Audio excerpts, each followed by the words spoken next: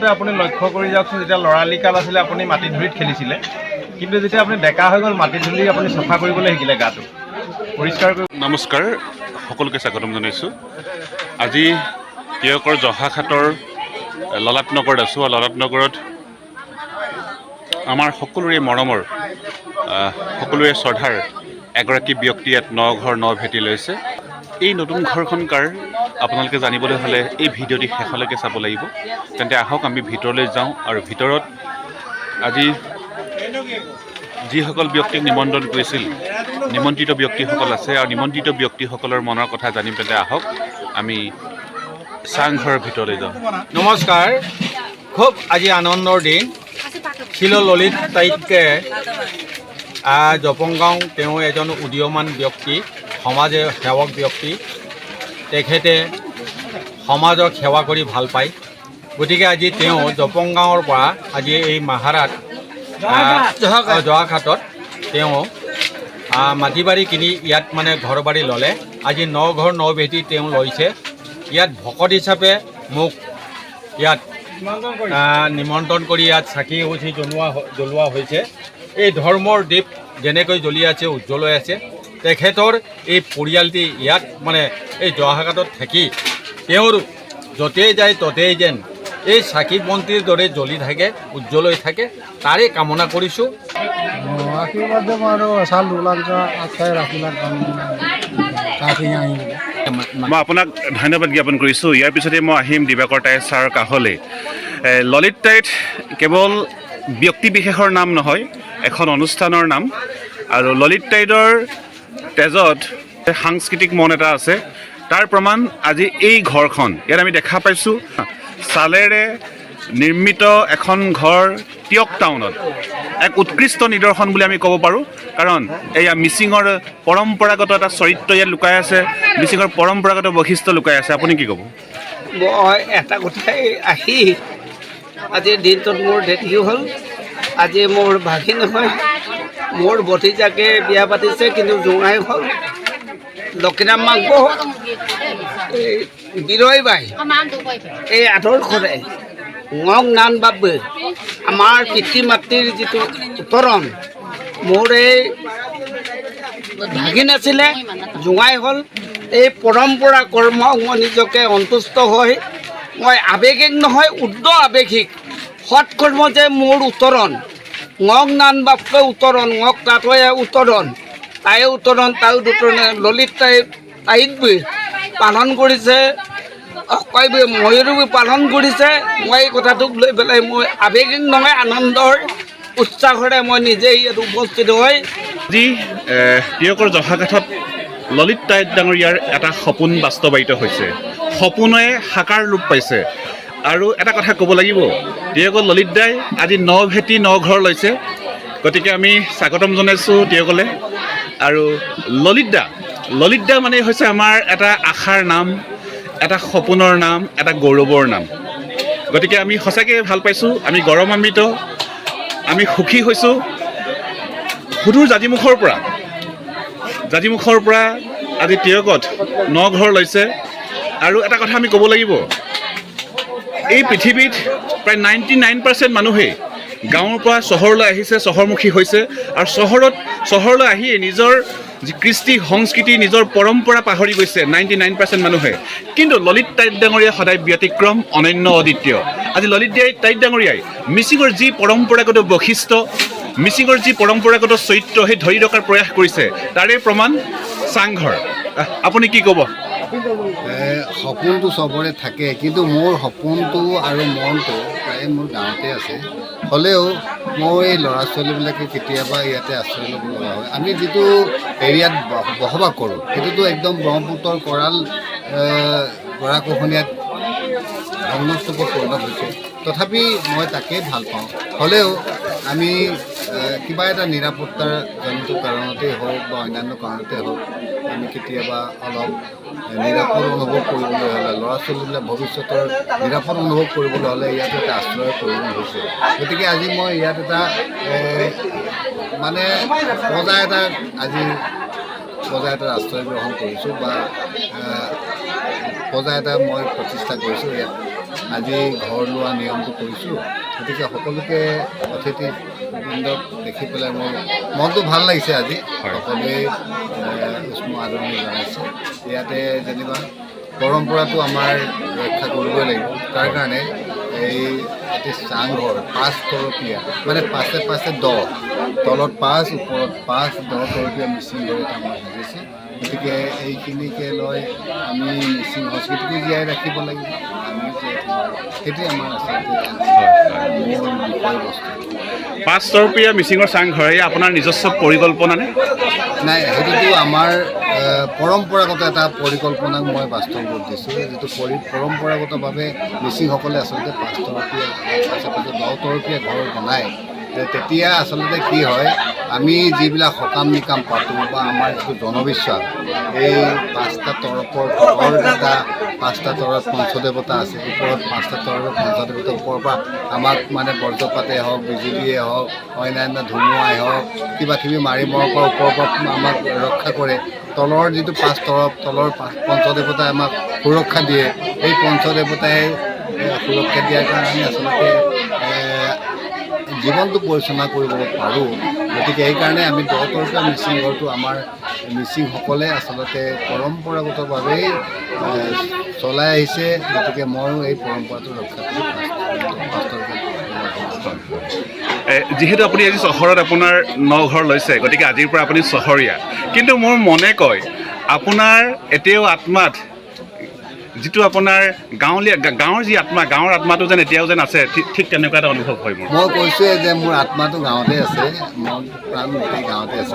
মই জাষ্ট ইয়াত এটা জোৰণীয়া মৰৰ নিচিনাকৈ আশ্ৰয় গ্ৰহণ কৰিছোঁ ল'ৰা ছোৱালীৰ কাৰণে, ভৱিষ্যত নিৰাপত্তাৰ কাৰণে। কেতিয়াবা বানপানী আহে বা ল'ৰা ছোৱালীবিলাকে পঢ়িব লগা হয়, ইয়াতে থাকি পেলাই ল'ৰা ছোৱালীবিলাকে পঢ়িব। মই স্পষ্টভাৱে ক'বলৈ হ'লে মইতো আচলতে গাঁৱতে মোৰ জীৱন আৰম্ভ হৈছে আৰু গাঁৱতে মোৰ জীৱন শেষ হ'ব। আৰু এই পৰিকল্পনাটোৱে মোৰ আছে, আশ্ৰয়হে মই ব্যৱহাৰ কৰোঁ। ঠিক, ধন্যবাদ। আচলতে কবিয়ে কৈছে মৰিব লগা হ'লেও ঐনিতমৰ গাঁওবোৰত মৰিম। গতিকে আপুনি মৰিব লগা হ'লেও ঐনিতমৰ গাঁৱতহে মৰিবগৈ। বহুত বহুত ধন্যবাদ আৰু শুভেচ্ছা জনাইছোঁ আৰু আমি আশীৰ্বাদ জনাইছোঁ। আপোনাৰ লগতে পৰিয়ালৰ শ্ৰীবৃদ্ধি হওক, সমৃদ্ধি হওক কামনা কৰিছোঁ। বালিমাহী অৰণ্য স্ৰষ্টা ললিত দাস ডাঙৰীয়াৰ এই শুভ দিনত আমি সকলোৱে শুভেচ্ছা জনাইছোঁ, অভিনন্দন জ্ঞাপন কৰিছোঁ। লগতে আৰু এটা কথা ক'ব লাগিব, আজি বালিমাহীৰ গোটেই আপোনাৰ শ্ৰমিকসকলো আহিছে, বালিমাহীৰ লগত জড়িত কৰ্মকৰ্তাসকল আহিছে। ইয়াত একদম ইমান এটা ভাল লগা পৰিৱেশ ৰচনা হৈছে, আমি ধন্য মানিছোঁ। গতিকে আৰু এটা কথা ক'ব লাগিব, আজি এই টিয়ক নগৰত মিচিঙৰ পৰম্পৰাগত যিটো চাংঘৰৰ যি এক নিৰ্মাণ সজ্জা দেখুৱাইছে, গতিকে সঁচাকৈ আমি ধন্যবাদ দিব লাগিব আৰু প্ৰশংসা কৰিব লাগিব। গতিকে এই মুহূৰ্তত মই যাম, আজি এই অনুষ্ঠানলৈ আহিছে টিয়ক নগৰৰ এগৰাকী বৰ্ষীয়ান ব্যক্তি আমাৰ ৰবীন টাইং ডাঙৰীয়া আছে। আপুনি কি ক'ব? টিয়কত মিচিঙৰ যি পৰম্পৰাগত চৰিত্ৰ, সেই চৰিত্ৰক ধৰি ৰখাৰ এক প্ৰয়াস কৰিছে ললিত টাইং ডাঙৰীয়াই, আপুনি কি ক'ব? নিশ্চয় মই স্বাগতম জনাইছোঁ ললিত দাস ডাঙৰীয়া। তেওঁ অন্যতম এটা নিদৰ্শন দেখুৱাইছে, য'ত নেকি এখন ঘৰ, যিখন ঘৰ নেকি আমাৰ মিচিঙৰ চাৰিদিশটো আছে। এইকাৰণে চাৰিদিশটো আছে, ঈশ্বৰ আংনাম ডকা আদি কৰি পেলাই বাৰবেলৈকে আছে আৰু ওপৰত টকৌ পাতলৈকে আছে। আৰু দেখিলে বৰ সুন্দৰ মনোৰম দৃশ্য, যি মনোৰম দৃশ্য নেকি ললিত দাস ডাঙৰীয়াই ধৰি ৰাখি আজি 9 ঘৰ 9 বেটি লৈছে। তাৰ লগতে সংগতি ৰাখি কৰ্মসূত্ৰে তেওঁ কৰ্মচাৰী আৰু সমাজখনৰ লগতো জনপ্ৰিয়, আৰু য'ত নেকি এখন আন্তৰ্জাতিক সময়লৈকে চনক বনি থকা এজন ব্যক্তি। মই আপোনাক ধন্যবাদ জ্ঞাপন কৰিছোঁ। এই মুহূৰ্তত যাম, আমাৰ ললিত টাইং ডাঙৰীয়াৰ অন্য এগৰাকী অনুৰাগী আমাৰ মাজত আছে, আমাৰ শংকৰ, মোৰ ভাতৃপ্ৰতিম শংকৰ আছে। কি ক'বা এই পবিত্ৰ মুহূৰ্তত, কি ক'বা? পবিত্ৰ মুহূৰ্তত মই ক'ব বিচাৰিছোঁ কি, ধৰি লওক গাঁৱৰ পৰা বহুত মানুহ বাহিৰলৈ ওলাই আহে, তেওঁলোকে গাঁৱৰ পৰা ওলাই আহি গাঁৱৰ যিটো পৰম্পৰা সেইটো পাহৰি চহৰৰ যিটো পৰম্পৰা সেইটো ল'বলৈ বিচাৰে। কিন্তু আমাৰ দাদা মানে গোটেই আমাৰ মিচিং সম্প্ৰদায়ৰ যিখিনি নিয়ম নীতি চব ধৰি ৰাখিছে, সেইকাৰণে বহুত ভাল লাগিছে মনটো। সেইকাৰণে আমি ইয়ালৈ আজি শুভ দিনত দাদাৰ সংগী হ'বলৈ আহিছোঁ ইয়ালৈ। কৃষ্ণাৰাণীক লগ পাইছোঁ, কেনেকুৱা লাগিছে? আপিনৰটো আইদা বাকী বেয়াও লাগিছে গাঁওখন এৰি আহিব হয় হয় সকলো সজাগতা আছিলে গাঁওখন হয় হয় হয় চবৰে অভিভাৱক এতিয়া ইয়ালৈ আহিছে চবেই আহিছে ইয়াত ভালো লাগিছে ঠিক আছে কেনেকুৱা লাগিছে ইয়ালৈ আহি? ভাল লাগিছে আমাৰ ওচৰৰ পৰা গুচি আহিলে বহুত দুখো লাগিছে ইয়াত নিজৰ কাৰণে অহাৰ কাৰণে ভাল লাগিছে আলপতি ললিত টাউট সাংস্কৃতিক বিভাগ বা বালিমাৰী অৰণ্য যিকোনো পৰ্যায়ত জড়িত হৈ আছে এই ক্ষেত্ৰত শ্বিলং হালপতি ললিত টাউট শ্বিলংলোক সে লড়ানগর সাংগর উকুমক মগে এলাকা আংকান উপজার পরব মিচিং যিটো কালচার এই কালচারের যিটো কাংকান মলম আৱেগিকভাৱে মলম যিটো উপস্থাপন নতুনকৈ আলহী দুগৰাকী আহিছে মই আই আহিছে মিনাই আই নতুন ঘৰলৈ আহি কেনেকুৱা লাগিছে ললিত টাউটকে নতুন নতুন আমদাম কাংকানৰা বাৰো হয়েছে নতুন মতা ৰামাকাকে টিয়ক টাউনত মিচিঙৰ পৰম্পৰাগত চাংঘৰ ইমান এটা ভাল লগা পৰিৱেশ আৰু এক ধুনীয়া পৰিকল্পনা বুলি আমি ক'ব লাগিব আচলতে আমি নিজৰ ঐতিহ্য পৰম্পৰাক আমি ধৰি ৰাখিলেহে আমাৰ নিজৰ অস্তিত্ব জীয়াই থাকিব নিজৰ স্বাভিমান জীয়াই থাকিব নে আপুনি কি ক'ব নমস্কাৰ এইটো সঁচাকৈ আজি গৌৰৱান্বিত আমাৰ মিচিঙৰ চাংঘৰটো 10 তৰপীয়া বুলি কৈছে আমাৰ মিচিঙৰ চাংঘৰ হৈছে 10 তৰপীয়া চাংটোৰ পৰা তললৈ আপোনাৰ 5 তৰপ আৰু ওপৰলৈ এইটো 5 তৰপ সেইকাৰণে মিচিঙৰ ঘৰটো 10 তৰপীয়া ঘৰ বুলি কোৱা হয় একচুৱেলি টাউনত আমি বহুত RCC ঘৰ বনাইছোঁ বহুত মানে আছাম টাইপৰ ঘৰ দেখিছোঁ কিন্তু আমি টাউনত আজি বন্ধুবৰ ললিত দেৱৰ আজি 9 ঘৰ লৈছে আৰু ৰাতিপুৱাৰ পৰা মই লাগি মানে এই জখলা চখলা আৰু এই টিপাহালটো মই বনাইছিলোঁ এই আমাৰ মিচিঙৰ টিপাহাল এইটো মই বনোৱা হৈছে আমি বনোৱা হৈছে সেইকাৰণে আজি ভাল লাগিছে এনেকৈ আমাৰ পৰম্পৰাটো ৰক্ষা কৰিব লাগে বুলি আমাৰ সদৌ মিচিংবাসী ৰাইজক মই অনুৰোধ জনাইছোঁ আমি ললিতদাৰ এই ঘৰখন এয়াৰ কণ্ডিশ্যনাৰ মানে AC ঘৰ বুলি ক'ব পাৰোঁ নেকি AC বুলিয়ে ক'ব লাগিব আগফালেও দৰ্জা আছে পিছফালেও দৰ্জা আছে খিৰিকী নাই আৰু তলৰ পৰাও আপোনাৰ বতাহ আহি থাকিব আৰু দুই চাইডৰ পৰা মানে ফেন নচলালেও হ'ব আৰু ওপৰত টকৌ পাতেৰে অতি সুন্দৰভাৱে নেচাৰেলি সদায় কুকুমকমলা কাংকানৰ পৰা মিচিং কুকুমকমল চাংঘৰ বনাইছে 10 তৰপীয়া ঘৰ সৌ ডাঙৰীয়া কুকুম মইপ সৌ ডাঙৰীয়া কুকুম মইপ নানা বৈ মজলা ছিল মধুনে হুকুম আমি এই চাংঘৰখনক AC এয়াৰ কণ্ডিশ্যনাৰ ঘৰ বুলি ক'ব পাৰোঁ নেকি নিশ্চয় পাৰি মোলোকে 10 তৰপীয়া ঘৰ তালে তোমালোকে 3 ঘৰ নাথাকে তল চেলাব দুটা তো 5 তৰপীয়া তালে 5 তৰপীয়া মোলাইব দুপৰ আছে নমস্কাৰ মোক বাবই পুৰা টিয়ক জহাকাস্থিত ললাটনগৰ মুলুক চেঁচাই মানে বৰঠাই চেঁচা সত্ৰৰ ওচৰতে মোক নতুন ঘৰ ল'লে মোক বাবৈক নতুন ঘৰলৈ সকলো মানুহ আহিছে বাবৈকে জনপ্ৰিয়তাৰ কথাটো মই জহাই খবৰ যোৱা নহয় আচলতে জাজিমপুৰ এটা সম্পদ তেখেতৰ সান্নিধ্যত যিমান মানুহ আছে সহস্ৰৰ যিমান মানুহ আছে ইয়ালৈ আহিছে মোলোক যদিও মোলোক টাউন উকুমদাম মদুং টাউনত ঘৰটো বনাইছোঁ আমদাগম চেগাৰাছৰ মোলোকে যিটো মিচিং 10 তৰপীয়া যিটো চাংঘৰ মোলোক মিচিং উয়ুত্ব মনন্দক যিটো নিয়মানুৰূপে কুকুমদাম মদুং আপং গদুং ভাল লাগিছে 10 তৰপীয়া যিটো চাংঘৰ বিপুদাগম চিন্তা বা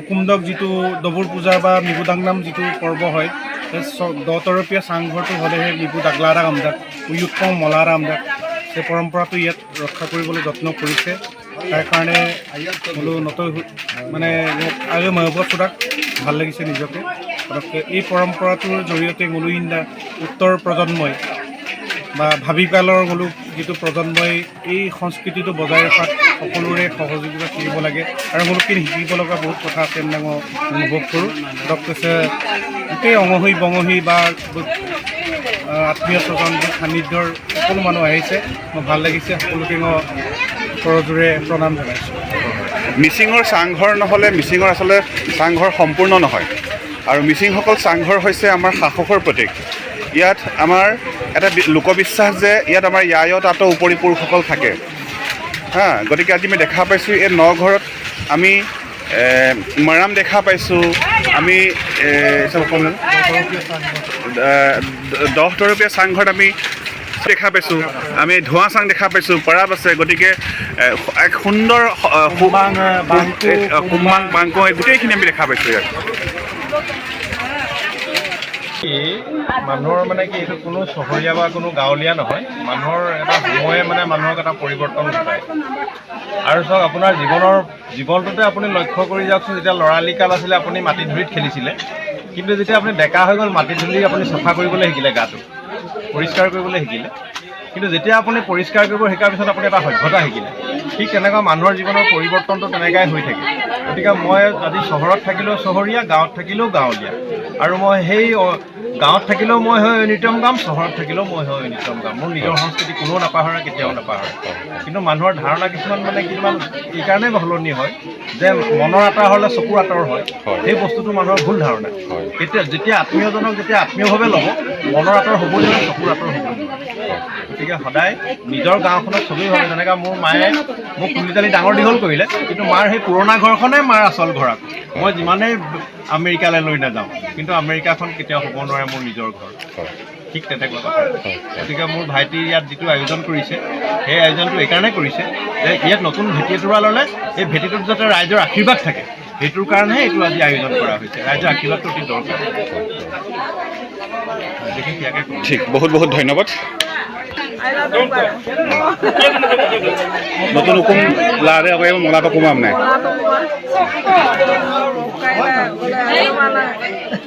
নতুন হুকুম ডাঙৰীয়া আই মই একো কৰিব আমাৰ আজিমুখৰ গৌৰৱ ললিত তাই মোৰ নিজৰ খুৰা ঘৰত মই আহি মোৰ বহুত ভাল লাগিছে আৰাম লাগিছে মোৰ পৰম্পৰা মিচিঙৰ নীতি নিয়মতে আমাৰ যিটো তাগত অপে নিয়মমতে আমাৰ যিটো আজি ঘৰ লোৱা হৈছে আমি যথেষ্ট ভাল পাইছোঁ আৰু আমাৰ শ্ৰদ্ধাৰ জ্যোতি মিলি আমাৰ ইউটিউবত আমি শ্ৰদ্ধা জনাইছোঁ আমি আমাৰ যদি অল অসমত জানি পেলাই আমাক জ্যোতি মিলিকো সহায় কৰক আৰু তেওঁৰ যিটো শ্ৰদ্ধা জ্যোতি শ্ৰদ্ধা আমিও শ্ৰদ্ধা কৰোঁ সদায় আৰু তেওঁৰ শ্ৰদ্ধা আমাৰো থাকিব আমাৰো তেওঁৰ শ্ৰদ্ধা থাকিব আৰু আমাৰ মিচিং নিয়মত আমি যিটো কৰিলোঁ আমি সকলোৱে ভাল পাইছোঁ আৰু তাকে মই সমাধান হৈছোঁ